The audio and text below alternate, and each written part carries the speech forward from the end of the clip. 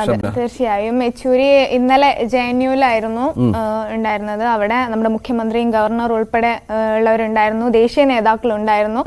അവിടുന്ന് ഇന്നിപ്പം തിരിച്ച് AKG ഭവനിലെത്തും.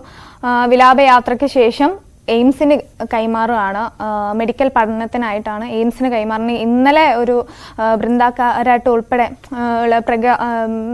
ഉൾപ്പെടെയുള്ളവർ അവർ JNU കാലം മുതൽ ഒന്നിച്ചുള്ള, അപ്പോൾ ആ ഒരു സമയത്ത് വിലാപയാത്രയുടെ സമയത്ത് ഒക്കെ ആ ഒരു വിഷമം, സത്യം പറഞ്ഞാൽ യെച്ചൂരിയുടെ വിയോഗം തന്നെ നമുക്ക് ഏറ്റവും ദുഃഖമുണ്ടാക്കുന്ന ഒരു കാര്യമാണെങ്കിൽ പോലും അവരുടെ ആ ഒരു നിമിഷം കാണുന്നത് വളരെ പ്രയാസമുള്ളൊരു കാര്യമായിരുന്നു. അപ്പം ഇന്നലെ JNUവിൽ നല്ല മഴയായിരുന്നു ഡൽഹിയിലൊക്കെ ഇന്നലെ. പക്ഷെ ആ മഴയൊക്കെ അവഗണിച്ച് ലാൽസലാം പറയാനായി അവസാനത്തെ ഒരു ലാൽസലാം യെച്ചൂരിക്ക് നൽകാൻ വേണ്ടിയിട്ട് ഒരുപാട് അവിടുത്തെ വിദ്യാർത്ഥി യൂണിയനുകൾ ഉൾപ്പെടെ അതുപോലെ നേതാക്കളും എല്ലാവരും ഡൽഹിയിലെത്തിയിരുന്നു, JNUവിലെത്തിയിരുന്നു. അതിനുശേഷം ഇന്ന് AKG ഭവനിൽ എത്തിക്കും. അതിനുശേഷമായിരിക്കും അവസാനത്തെ വിലാപയാത്രയ്ക്ക് ശേഷം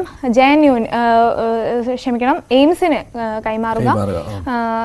അദ്ദേഹത്തിന്റെ ആഗ്രഹപ്രകാരം തന്നെ എയിംസിന് കൈമാറും. അതാണ് ഇന്ന് യെച്ചൂരിയുടെ ഒരു കാര്യമുള്ളത്. ബാക്കി